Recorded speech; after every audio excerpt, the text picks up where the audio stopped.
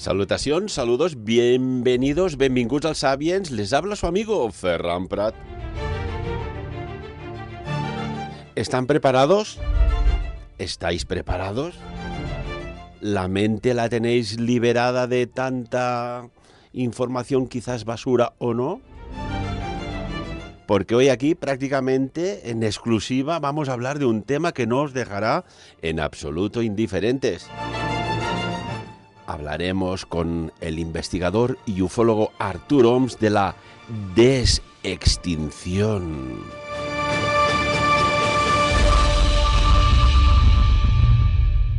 Y para ello saludamos. Artur, muy buenos días. ¿Cómo estás, amigo? Buenos días, Ferran. Pues mira, ansioso de hablar de este tema porque la verdad es que es un tema que no se toca demasiado y es un tema que me parece apasionante y muy relacionado también con la ufología, Ferran. Estamos hablando no de extinción, sino desextinción. O sea, estamos, podríamos decir, girando la ecuación de la vida de alguna manera. Pues sí, Ferran, estamos hablando completamente de lo que sería el antónimo de la extinción, es decir, todo lo contrario.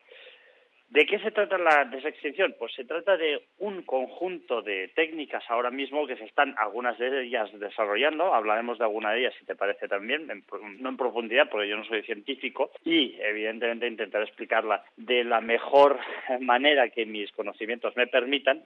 Mira, permíteme el corte. No te preocupes por no ser científico, porque tenemos un ministro de Sanidad, de momento ya casi en la recta final, y no es científico, que es filósofo. O sea que aquí, mientras tengas información y buena, bienvenida sea. Gracias, Fernando. Lo que pasa es que seguramente un científico la explicaría 1000 veces mejor que yo, ¿no? Pero bueno, la cuestión aquí es... Déjame que te vuelva a cortar. He tenido yo científicos de profesores y sabían mucho, pero en oratoria yo les ponía un suspenso. Adelante, Artur, y perdona. Eso también suele pasar, Pues bueno, estas técnicas que se están desarrollando podrían hacer algo que realmente es un sueño convertido en realidad. Se trataría de desextinguir especies que ya se han extinguido. Muchos podrían pensar que esto es ciencia ficción, ¿no? Cuando recordamos en la retina de nuestros ojos o buscamos en la memoria, en ese disco duro que tenemos que es el cerebro, y buscamos esas películas como Jurassic Park, vemos que hay, pues en esa ciencia ficción mezclada con la cinematografía norteamericana, que siempre, pues no sé por qué, pero siempre se adelanta a todas estas cuestiones, incluso a la pandemia que estamos viviendo hoy en día, pues ahí nos muestran cómo una serie de científicos, mediante la extracción de ADN de un mosquito que está encerrado en una cápsula de ámbar, las cápsulas de ámbar son prácticamente cápsulas del tiempo, porque son capaces de conservar y preservar aquello que hay en su interior de una forma realmente magnífica. ¿Qué es lo que sucede? Pues que muchos científicos han soñado con esta posibilidad y, de hecho, como decíamos antes, hace un segundo, la literatura también ha contribuido a generar en nuestra imaginación imágenes dignas de esta película, de Jurassic Park, ¿no? Viendo esos tiranosaurios rex caminando y recobrando vida. ¿Qué pasa con toda esta sección? Con toda esta desextinción. Hay muchas implicaciones. Hay implicaciones físicas de volver estos animales a la vida y hay unas implicaciones también teológicas. Pero la implicación más importante o la pregunta más importante es: ¿somos realmente capaces? ¿Es el ser humano realmente capaz, dispone de la tecnología para desextinguir una o varias especies? Mira, en el siglo XIX la paleontología ya nos intentó poner cara a esas especies ya extintas. Por ejemplo, a los finales del siglo XX, y gracias a la ingeniería, claro, ¿qué sucede?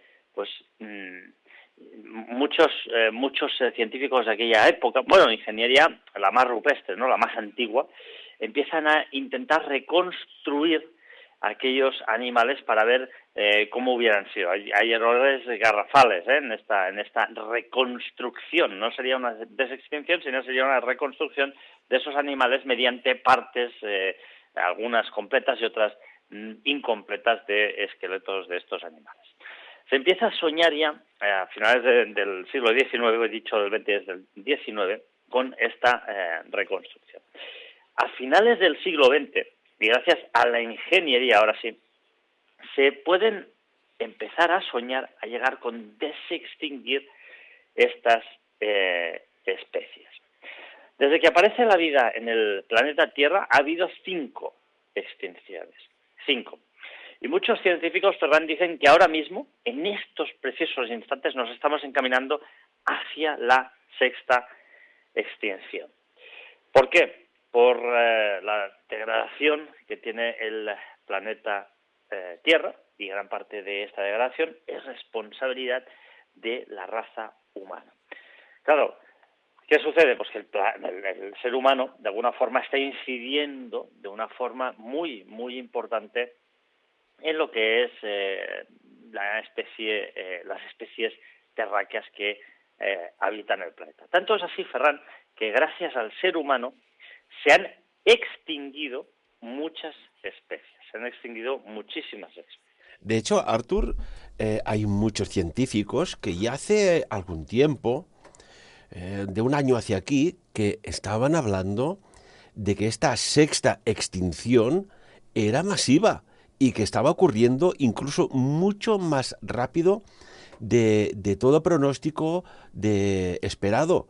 Y destacan que, bueno, esto no es producto del azar, de un meteorito que viene de fuera de la Tierra, impacta en nuestro planeta, ni que hay terremotos ni maremotos, sino que es por culpa del ser humano. O quizás tendríamos que decir, mejor dicho, del Homo sapiens sapiens, más que ser humano, porque si fuera humano no estaría realizando lo que está realizando. Del Homo burrencus burrencus, diría yo, porque somos, yo creo, la especie más inteligente y al mismo tiempo la más burra que hay en el planeta Tierra, ¿eh? Porque yo no he visto nunca, jamás, a un perro tirar un papel de un chicle por el suelo o una bolsa de patatas o irse a un Starbucks a tomar un café y tirar el recipiente en la montaña. Esto lo he visto yo hace escaso tiempo en el confinamiento. El confinamiento ha provocado que miles de personas salgan a la montaña, ensuciándola y dejándola en algunos estados lamentables. Por lo que te decía, el ritmo actual de la extinción de algunas especies es muy rápido, de hecho es vertiginoso. Bajo mi punto de vista, esto es muy grave. Es muy grave porque estamos provocando, con la extinción de estas especies, nuestra propia extinción y nos estamos llevando por delante una gran cantidad de otras especies. Claro, cuando hablamos de especies que se han extinguido, como el mamut, los dinosaurios, se han extinguido por otras causas naturales, factores externos al ser humano. Es decir, la propia naturaleza es inteligente y se autorregula. Es decir, ahora no necesito los dinosaurios, pues me los cargo. Me los cargo con un meteorito, con lo que sea, me los cargo. Es muy diferente de lo que está sucediendo ahora, hoy en día, que es el ser humano que está provocando esta extinción. Entonces, ¿podría la desextinción ser un arma para luchar contra esta 6ª extinción a la cual nos estamos viendo abocados? Yo creo que sí, pero con una premisa. Vamos a desextinguir solo aquellas especies que el ser humano haya contribuido a extinguir. Estamos hablando, Artur, de recuperar especies que ahora ya no habitan, que no caminan, que no beben, que no duermen, que no comen sobre el planeta. Estamos casi obrando un milagro de la ciencia, ¿verdad? Exactamente. Y este milagro yo creo que tiene que ir en la dirección de solo desextinguir aquellas especies que nosotros hayamos contribuido o hayamos extinguido directamente. ¿Por qué? Hombre, pues por lo que te decía, porque la naturaleza es inteligente y si hoy en día no hay dinosaurios en la Tierra es porque la naturaleza así lo ha decidido y así tiene que ser. Pero claro, ¿qué sucede con todo esto? ¿Cómo recuperamos ADN para desextinguir un animal. Si todos recordamos y tiramos de memoria, vamos a la filmografía que tenemos en el cerebro y visionamos aquella película de Jurassic Park, recordaremos esa pieza de ámbar donde hay un mosquito en su interior y se recupera ADN para revivir a unos dinosaurios. La pregunta es, ¿eso hoy en día es posible? Bien, vamos a ver, hay bastante ámbar, es decir, hay muchísimo ámbar a lo largo y ancho del planeta Tierra, debajo de esas capas de tierra que esconden insectos que han quedado atrapados. Algunos de ellos incluso quedaron tan rápidamente atrapados que incluso se puede llegar a ver animales comiendo, mosquitos y pajarillos copulando. Se pueden ver muchísimas escenas que quedaron prácticamente congelados. El ámbar es una resina y podríamos decir que el ámbar es una de las mejores maneras en la naturaleza, si no la mejor, que existe para fosilizar. Pero debido a muchos factores, muchísimos factores, es muy difícil el hecho de poder obtener suficiente ADN, suficiente material, por ejemplo, de sangre, de un mosquito, de cualquier otro animal, para poder reconstruir un dinosaurio que supuestamente hubiera sido picado por un mosquito, por ejemplo, y necesitaríamos una gran cantidad de ADN. Cosa que es muy complicada, porque el ámbar puede capturar ciertos animales de cierto tamaño, pero normalmente no suelen pasar del tamaño de un rato. Hablabas de Jurassic Park. Recuerdo una de estas frases, que aparte es una película que está muy bien producida, te lo pasas muy bien, pero bueno, en lo más profundo de su análisis te hace reflexionar sobre muchas cosas, ¿no? Y recuerdo que decía que Dios crea al dinosaurio, después Dios destruye al dinosaurio, después Dios crea al hombre, el hombre destruye a Dios, el hombre crea al dinosaurio. ¿En qué punto estamos, Arthur, de la evolución, de extinción o desextinciones? Pues mira, justamente lo que acabas de decir viene a colación de lo que quería yo ahora explicar. Entonces es que el hombre crea, Dios Dios crea, el hombre destruye, etcétera, y hay una mitología, ¿no?, en la creación de muchos seres vivos, que algunos de ellos ya no están entre nosotros. Por ejemplo, tenemos que decir que ha habido un documental recientemente que se llama Desextinción, que ha obtenido muchísimos premios, el cual invito a todos nuestros amigos que vayan a verlo, está en TVE, en el cual se da un ejemplo práctico. Se da un ejemplo práctico de una cabra, de una subespecie de una cabra del Pirineo, que era muy abundante, muy abundante hasta principios del siglo XX. ¿Pero qué sucede? Pues que gracias al ser humano se extingue. ¿De qué animal estamos hablando? Pues es muy sencillo, estamos hablando del bucardo. El bucardo, esta subespecie de la cabra nativa del Pirineo, se extinguió en el año 2000. De hecho, se conserva un ejemplar y se conserva material genético de este ejemplar, si no me equivoco, en Huesca. ¿Qué es lo que sucedió con este bucardo? Pues bueno, este bucardo, al final, una serie de científicos en un proyecto, ahora si quieres hablamos de estos científicos, concretamente Josep Pol con Fernández Arias, consiguieron a base de clonación, hacer revivir a un embrión de un total de 5 gestaciones. Solo una llegó a término, y esto fue el 30 de julio de 2003. Una cabrita bucarda nació por cesárea, pero solo vivió 10 minutos. Tuvo problemas respiratorios muy graves.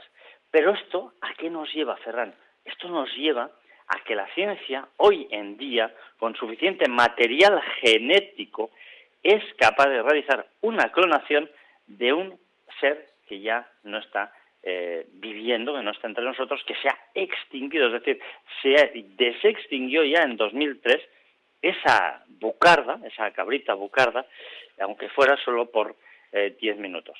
Entonces, volvemos a la pregunta que hemos hecho al principio. ¿Estamos hablando de ciencia ficción cuando hablamos de desextinción? Para nada. Hoy en día, en 2021 ya estamos en 2021, esto ya no es ciencia ficción, esto es la pura realidad.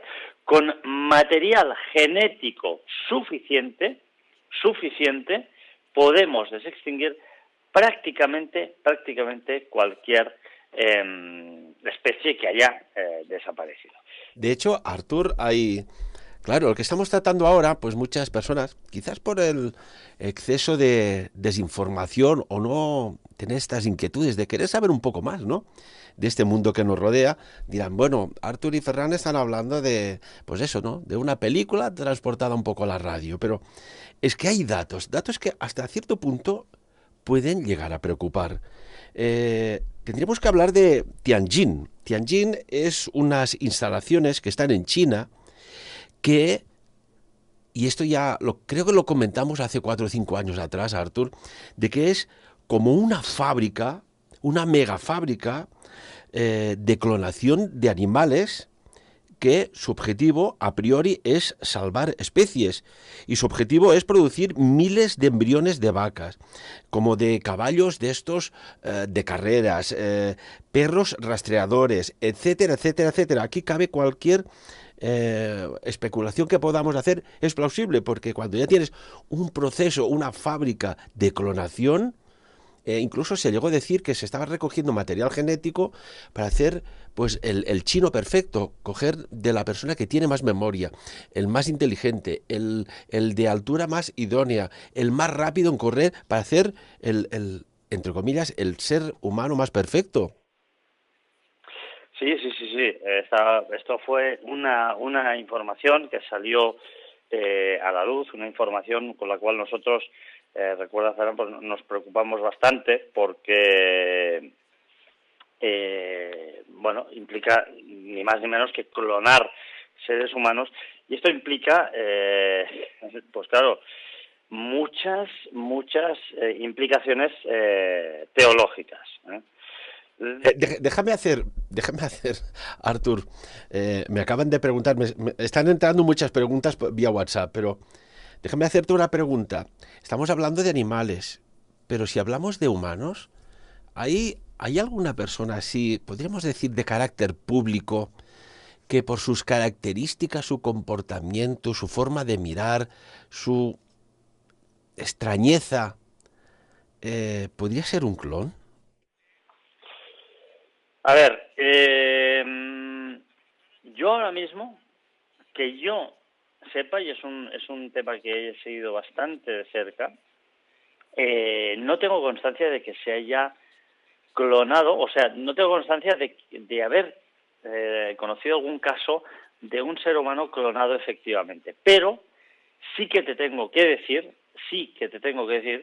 que tengo el pleno convencimiento de que en países como China y Rusia esto ya se ha llevado a cabo. Estoy no 90% seguro o 80% seguro, no, estoy 99,99% seguro que esto ya se ha llevado a cabo en países como China, Rusia e incluso quizá en Alemania, posiblemente, donde ahí también han realizado muchísimos experimentos sobre todo este tipo de clonación y recuperación de estos seres. ¿Qué es lo que sucede, Ferran? Pues que con material genético suficiente pues se puede realizar. Es decir, si por ejemplo, pongamos un malnacido como Hitler, se hubiera conservado material genético de él, que realmente tampoco lo sabemos si se ha conservado o no, porque se dice que Hitler se suicidó, pero nadie encontró el cuerpo, no se supo nunca absolutamente nada más, pero imaginemos que hubiera huido a Argentina, como se especuló, y de hecho hay pruebas no concluyentes, pero sí que hay bastantes pruebas de que Hitler hubiera podido huir a Argentina.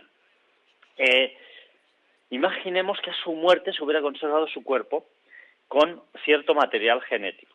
Si uno mira al bucardo este que está expuesto, este último bucardo que falleció en 2003, verá que en su oreja izquierda falta una puntita de nada.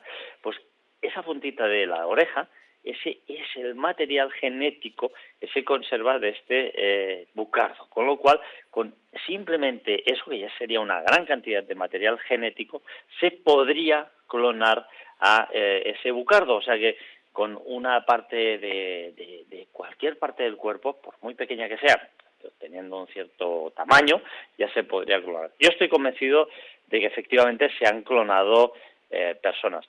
Es muy complicado hoy en día, por ejemplo, que muriera el presidente de Estados Unidos de América, por ejemplo, y se reportara un clon inmediatamente, porque ese clon, con la tecnología que tenemos hoy en día, tendría que quemar absolutamente todas las fases, ¿no? La de ser niño, pasar por la adolescencia, etcétera, etcétera. Con lo cual, hombre, es muy, muy complicado que en este sentido pudiera de alguna forma prosperar una clonación prácticamente inmediata, ¿no? Pero, Ferran, tenemos que decir que hablábamos del bucardo, pero ¿sabes de qué animal se conservan también una gran cantidad de material genético y que podría ver la luz en breve? Cuéntanos, Arthur. El mamut. El mamut, en un futuro no muy lejano, se podría llegar a desextinguir. ¿De qué estamos hablando? De varios proyectos, por ejemplo el proyecto SWAM de Seúl, que intenta revivir ese mamut, también con el doctor In-Sung Hwang, por ejemplo, o George Church de Harvard, que también es un especialista en materia de clonación, o por ejemplo, Ferran, el proyecto Lazarus de la Universidad de Melbourne. Si miramos ese reportaje que se llama Desextinción, veremos también ahí a Eudald Carbonell del Institut Català de Paleoecologia Humana y Evolución Social en Tarragona, que también nos habla de esta cuestión desde la óptica científica, así como Francesc Gascó. Y también hemos dicho Josep Folch y Fernández Arias, que fueron los artífices de la clonación de ese bucardo que volvió a revivir por 10 minutos. Por ejemplo, también podemos mencionar a Michael Archer, paleontólogo de la Universidad de Gales del Sur, o Sergei Zimov, ecólogo ruso, fundador, no te lo pierdas, Ferran, del Parque del Pleistoceno. Es decir, existe ya un parque del Pleistoceno. O sea, esto es realmente muy bestia. Es decir, estamos ya ante la creación de un parque para depositar todas estas especies que se van a intentar revivir. Y es un parque que se creó en 1996 al nordeste de Siberia. Es decir, Jurassic Park ya existe desde 1996 y ahí se han ido soltando especies de esos antiguos caballos de la Siberia que se recuperaron y otras especies que empiezan a vagar por ese parque del Pleistoceno, especies que parecen salidas prácticamente de la ciencia ficción. O sea que estamos quizás, Ferran, ante uno de los mayores logros de la ciencia, que sería revivir especies que ya han dejado de existir. Y las podríamos ver en breve por ese parque del Pleistoceno fundado por Sergei Zimov en 1996. Fíjate también que, por ejemplo, el director del Museo del Mamut, Semyon Grigoriev, que murió a los 46 años, hace muy poquito, también sale en ese reportaje, y en mayo de 2020, junto también con la colaboración de esta universidad en Seúl, de la Fundación SOAM de Seúl, empezó ese proyecto de devolver a la vida al mamut. Claro, ¿qué es lo que sucede? Pues que descubre los restos de un mamut, el mamut de, a ver si lo digo bien, Maloljak-Hovsky, lo llamaron Yuka. Era una cría de mamut de 9 años y murió en una poza de barro. También para este proyecto que empezó Semyon Grigoriev, que murió, repito, con 46 años de un ataque al corazón, sale en ese reportaje una lástima, una gran pérdida para la comunidad científica.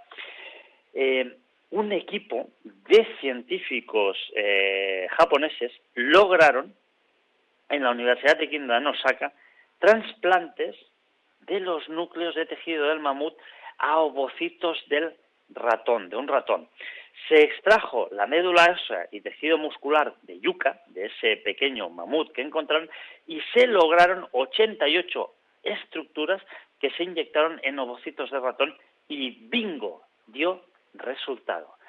Se lograron, Ferran, reacciones biológicas que ocurren justo antes de la división celular, que es la que permite que se desarrolle un ser vivo. Esto quiere decir que a pesar de que hayan pasado miles de años, como en este caso, el mamut yuca, ese pequeño mamut, corred por favor a Google, poned mamut yuca, vais a ver qué preciosidad.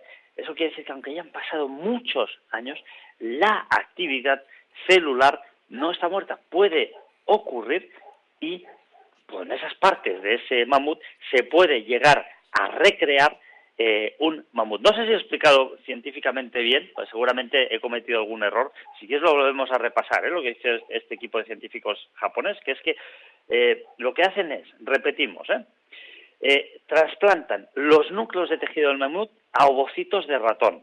De ahí se extrae la médula ósea y tejido muscular de yuca, de este animal, y se logran 88 estructuras que se inyectan en esos ovocitos de ratón y a partir de ahí se logran esas reacciones biológicas que ocurren justo antes de la división celular. La división celular, repito, es la que vemos que una célula se divide en dos y las otras dos que se han dividido se van dividiendo en dos y así van creciendo y se va desarrollando un ser vivo. Que fíjate que el ser humano, esa división celular, a partir de una edad es cuando se para y empezamos a envejecer, a deteriorarnos y a morir. Si se pudiera revertir esa división celular, sería la bomba. Esas células no morirían y nosotros podríamos estar prácticamente ante el hecho que sería el mayor hito de la humanidad, que sería la vida eterna. De hecho, hay dos grandes inversores que están invirtiendo ingentes cantidades de millones de dólares para frenar lo que decías tú ahora, Artur, esta entropía celular y revertirla. Y curiosamente se está realizando desde el MIT. Y uno de estos inversores es Bill Gates. Y dices, bueno, ¿cómo están apostando por esto, ¿no? Yo de hecho, Artur, cuando no había oído jamás hablar de lo que es la ingeniería genética, ni me planteó ciertas cuestiones hasta que oí hablar de Zecharia Sitchin, que hace prácticamente 11 años falleció, y me dio que pensar muchos de sus libros, ¿no? Porque él hablaba de una extraña y misteriosa y enigmática teoría de seres venidos de otro mundo o otros mundos en los cuales llegaron a la Tierra y vieron que había una especie de homínido que podían con ingeniería genética darle ese salto evolutivo hacia una inteligencia, hacia una mejor cognición y aceptación de órdenes. Y estamos hablando de que se pudo crear con ingeniería genética y de forma muy simbólica, la costilla de Adán, etcétera, etcétera. En el Talmud también hay muchas referencias a que algo debió suceder y el hecho es que el eslabón perdido de nuestra cadena evolutiva aún no se ha encontrado. Y la pregunta que siempre me ha generado es, es que quizás no se va a encontrar jamás porque fuimos producto de un experimento de ingeniería genética en un tiempo ancestral. Mira, Ferran, yo estoy convencido de esto. Tú sabes que yo no soy evolucionista, yo soy creacionista y yo, por lo tanto, estoy seguro de que una entidad muy poderosa nos creó. Algunos le llaman Dios, otros le llaman, no sé, Mahoma, otros le llaman, no sé, Yahvé, no sé exactamente, pero yo estoy plenamente convencido de que detrás de nuestro cuerpo hay un diseño inteligente como no puede ser de otra forma. A mí realmente me sorprende que a veces se diga que de la evolución... Aparte hay una cosa que está demostrada, no, está demostradísima. De la evolución, mal llamada evolución, porque yo diría es una adaptación al medio, podemos decir que hay unas adaptaciones, pero la especie continúa siendo la misma, no hay una diversidad. Aquí me están diciendo los científicos que de una masa acuosa, de un blandibloop, que siempre le llamo yo, salen miles de especies, cuando esto no sería posible. Hablamos de una adaptación que sería la misma línea de la misma especie, pero que jamás un burro se convertiría en un águila imperial. Eso sería imposible. Por lo tanto, yo estoy convencido de que hay un diseño. De hecho, Ferran, todos los libros sagrados y textos apuntan hacia el cielo, hacia una entidad, hacia un Dios creador, hacia algo que, por mucho que nos esforcemos, no llegaremos a comprender jamás. Es lo mismo que el espacio. Realmente el espacio, ¿qué es el espacio? ¿Qué es el universo? No lo llegaremos a comprender jamás, porque es algo tan vasto, tan amplio, que nos sobrepasa. Bueno, hay recientemente, esto no hace mucho, desde la Universidad de California, en Davis y Santa Cruz y Berkeley, los laboratorios de Berkeley, hicieron una serie de trabajos de investigación sobre la genética, ¿no? Y encontraron algo, esos investigadores, que deja desconcertada a la sociedad y a ellos mismos. Pues encontraron en los centrómeros restos de cromosomas de un ADN neandertal, que esto ya nos cuadra, pero de un antepasado del que a día de hoy no se sabe nada. ¿Cuadraría esa evolución de ese neandertal con un ADN de una inteligencia superior cruzado para que surgiera una nueva especie dentro de la especie o una nueva raza que nos hiciera más inteligentes?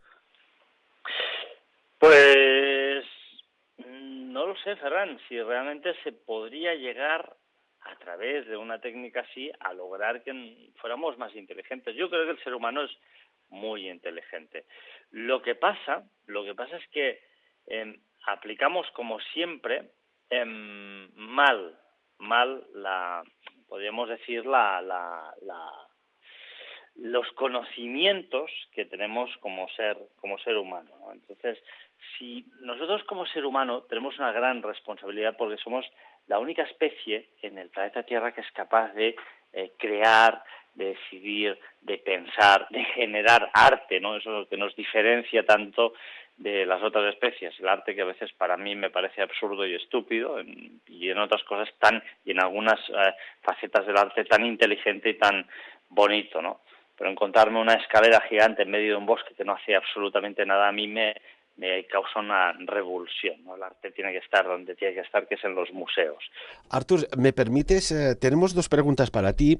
Una viene, bueno, pues de parte del grupo UFO en Andorra y la pregunta es la siguiente. ¿Qué impacto tendría en la biodiversidad si empezaran a aparecer especies que habían desaparecido? Y también es una pregunta doble, ¿eh? Y por otro lado, ¿en la clonación puede haber peligro? Esta pregunta la realiza Natalia. Mira, voy a intentar responder la primera pregunta, no por mí, sino por toda la información. De hecho, en 2015 se elaboró un informe que es muy completo sobre las ventajas y los peligros de la desextinción. Los peligros mayores de la desextinción son las enfermedades, las catástrofes ecológicas que podría provocar alguna de estas especies, es decir, podría llegar a provocar la desaparición de algunas especies que están ahora mismo consolidadas en el planeta Tierra, Los abusos tecnológicos, fíjate, llegaríamos a tener implicaciones que vendrían derivadas de esta clonación por la actuación del ser humano. Luego habría consecuencias económicas, es decir, la gente pagaría cantidades inmensas de dinero para ver un mamut y por lo tanto sería un negocio, con lo cual tendríamos también unas implicaciones de nuevamente contaminación, viajes que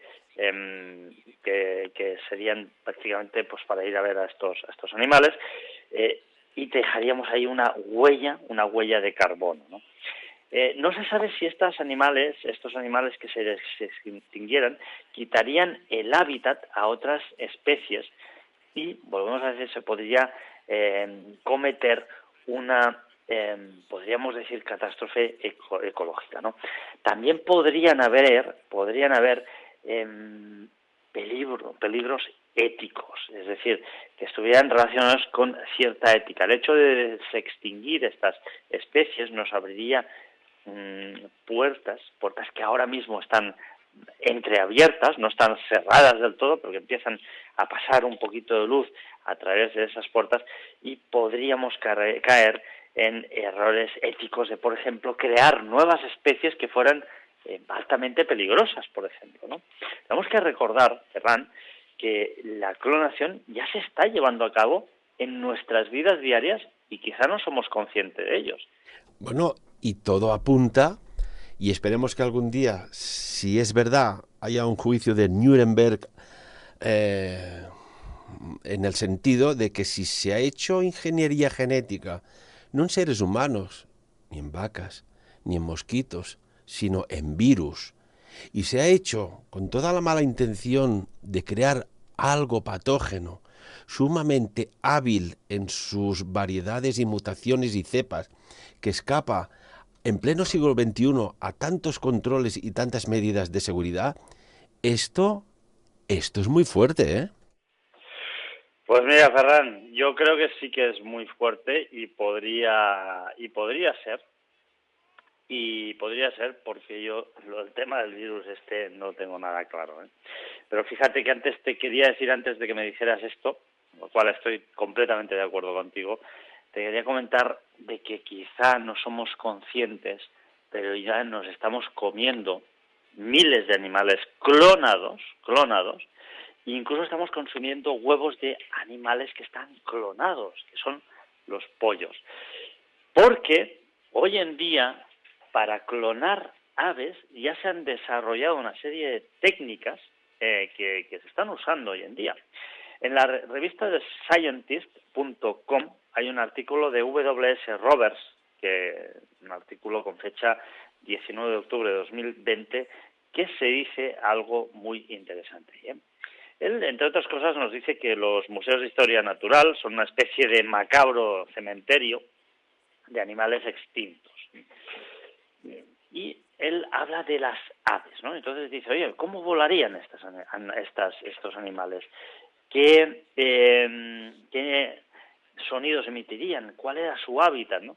Porque rescatar un mamut lanudo conlleva unas técnicas que no se pueden usar en la clonación de las aves, pero sí que nos da una serie de pistas. W.S. Roberts nos dice que ya hoy en día se está haciendo esto. La transmisión de células germinadas cultivadas sería una prometedora técnica que podría introducir, evidentemente, esos genes de aves extintas en las líneas germinales de embriones hospedadores. Esta técnica ya se está usando hoy en día, Ferran, ¿con qué? Con los pollos. Aunque no es exactamente la misma, porque no es compatible con las células germinales primordiales de aves silvestres, ¿eh? O sea, una cosa son las aves silvestres y otra serían esas aves salvajes. Es decir, no son compatibles esas dos técnicas de introducción de esas células germinadas cultivadas, pero estamos muy, muy cerca de conseguir las condiciones para que esas células cultivadas germinales primordiales puedan serlo de una forma fiable y puedan generar esos clones de esas aves. Perdona, Ferran, antes me decías, la primera pregunta que habían hecho por el grupo UFO eran las implicaciones de la clonación. Sí, sí hay peligro. No me acordaba. Si hay un peligro, yo creo que sí, que podría haber un peligro, básicamente porque hemos dicho, para el hábitat de otras personas, de otras especies que ya están existiendo en el planeta Tierra, y ahí yo creo que sí que podría haber un peligro. Bueno, de hecho, Arthur, ya se está cultivando carne apta para comer. Y esto, desde la FAO, pues saben que los requisitos alimentarios de una población creciente del planeta cada vez serán más y ya por más cultivos o granjas que tengas de animales, por ejemplo, en este caso, ya no se dará al abasto y se está ya, y esto ya es una realidad, trabajando en carne artificial y con todos los requisitos nutritivos, en principio, por lo que dicen, óptimos. Artur, una cosita. Hay otra persona, Noel, que nos habla de que, bueno, podría ser que el planeta se convirtiera en una especie de gueto extraterrestre, al más puro estilo de la película Distrito 9, cuando recuerdo la película que sale el letrero que pone "no se permiten humanos". A ver, yo espero que no. Yo espero que no, porque hoy hablamos de desextinción, ¿no? No sé si llegaríamos a encontrar alguna raza extraterrestre extinguida en la faz de la Tierra y la pudiéramos llegar a desextinguir y que hiciera que esto se convirtiera en una especie de gueto.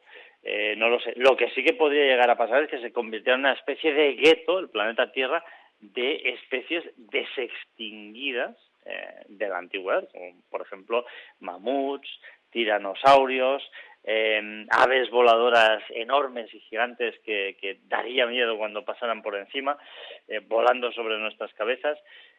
Sí que podría ser, y de hecho, Ferran, si se desextinguieran estas aves, tendría que ponerse en un gueto, es decir, en un parque, ¿no? Y ese parque, ya hemos dicho que existe desde 1996 y se llama el Parque del Pleistoceno. Este parque, repetimos, lo creó un científico ruso y que es Sergei Simov y existe, o sea que en cierta forma ya existe una especie de gueto. Artur, nos quedan 5 minutos de esta interesante aportación tuya sobre la desextinción. Vinculado con el tema, y sabemos que esto está ya aquí a las puertas, o sea, hay una intención muy, muy potente, que siempre a la última hora pueden virar la intención, pero de desclasificar, que se está haciendo, por ejemplo, desde la CIA, cantidad de información sobre el tema extraterrestre. Y yo creo, no sé, me da la intuición de que hay cierta relación entre el tema que estamos hablando hoy y el tema extraterrestre o barra intraterrestre. ¿Qué opinas? Pues sí, Ferran, tal como te decía al principio, la desextinción está muy, muy, muy relacionada con el tema extraterrestre.